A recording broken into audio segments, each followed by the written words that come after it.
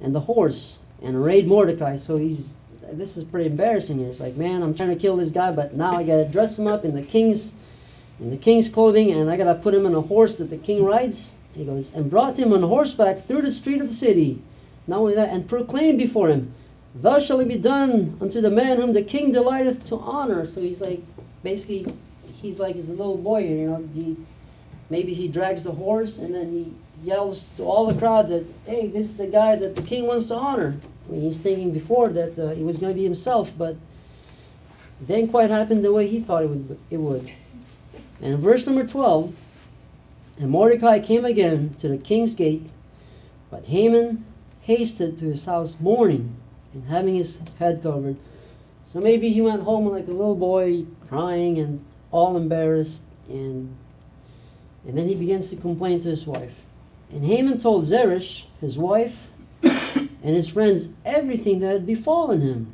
Then said his wise man Zeresh, his wife, unto him, if Mordecai be of the seed of the Jews, before whom thou hast begun to fall, thou shalt not prevail against him, but thou shalt surely fall before him. It's like, oh man, this is more bad news now. Not only did I just make him the king's, basically the man of honor, but now I think people are telling me that I'm about to fall before him, I'm about to get killed for something here. And while they were yet talking with him, came the king's chamberlains, and hasted to bring Haman unto the banquet that Esther had prepared. So maybe he's still excited, like, you know what, I still have this one thing left. I got a party to go to. You know, it's just a private party between me and the king. So maybe everything will be back to normal. You know, maybe I'll still be the man like I used to be. Well, let's see what happens in chapter 7. So the king and Haman came to the banquet with Esther the queen. And the king said again unto Esther, on the second day of the banquet of wine, what is thy petition, Queen Esther? And it shall be granted thee. And what is thy request? And it shall be performed, even to the half of the kingdom. It's like, all right, whatever you want, I'm going to do it. So then in verse number 3, then Esther the queen answered and said, if I have found favor in thy sight, O king, and if it please the king, let my life be given me at my petition, and my people at my request. For we are sold, I and my people, to be destroyed, to be slain, and to perish. But if we had been sold for bondmen and bondwomen, I had held my tongue, although the enemy could not countervail the king's damage. So he's like, look, if we could have been sold as slaves, I would have been quiet. I would have just shut my mouth. But because the enemy's goal was more than for them to become slaves, it was basically genocide. And it says that, then King Ahasuerus answered and said unto Esther the queen, who is he, and where is he that durst presume in his heart to do so? And Esther said, the adversary and enemy is this wicked Haman. And Haman was afraid before the king and the queen. So I'm like, oh man, it's all over now. It's like, the king finds out who the enemy is. And not only that, but take a look, he finds out that it was Haman that wants to wipe out all the Jews. And basically, he also finds out that Esther is a Jew too. So, like, look, you want to wipe out everybody, including my wife?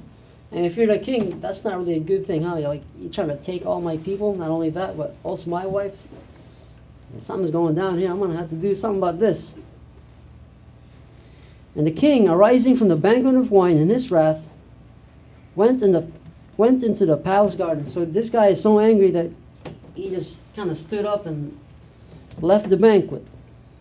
And Haman stood up to make request for his life to Esther the queen, for he saw that there was evil determined against him by the king. So he starts out from being full of pride. Now he turns into a desperate little man who begs for his life. He was so full of pride, and now he's turned into a little, I don't know, a little boy who just wants to beg for a little piece of something. He's just so scared that he doesn't even think about his family. He just thinks about himself right now. He's like, oh, I'm about to die. And he begs, not the king, but the queen. And this is going to look even worse. Then the king returned out of the palace garden into the place of the banquet of wine, and Haman was fallen upon the bed whereon Esther was. So that definitely adds insult to injury right here. Then said the king, will you force the queen also before me in the house? It's like, man, this guy's unbelievable. He's going to do something crazy. From his eyes, they look like that. And as the word went out of the king's mouth, they covered Haman's face. So basically, obviously, the king orders his men to grab Haman. And this is one of my favorite characters in this short book, Harbona.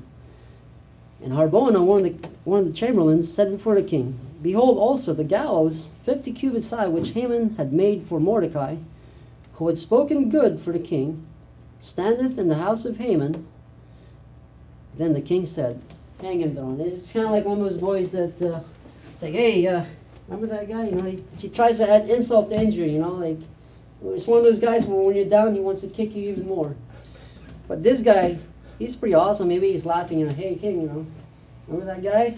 This is the guy who made 50 cubits high of gallows so we could hang Mordecai. Why don't we do something about that and put a little twist to it? Maybe we'll hang Haman instead. Well, obviously the king was pretty happy, and because the king said, hang him thereon.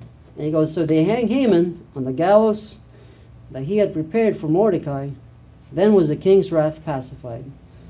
So I just thought it was pretty funny how Haman was so full of pride in the beginning. You know, he thought he was the man, like nobody could touch him. He wanted to wipe out all the Jews, which was going to include Mordecai, obviously, and also Esther. He builds gallows for Mordecai, and yet the gallows that he built ended up being used to hang him.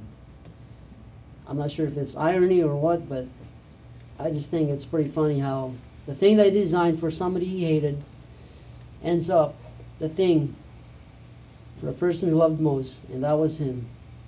And truly, pride goeth before destruction. And later on in the book, because Esther tells the king what's going to happen, and that since Haman disappears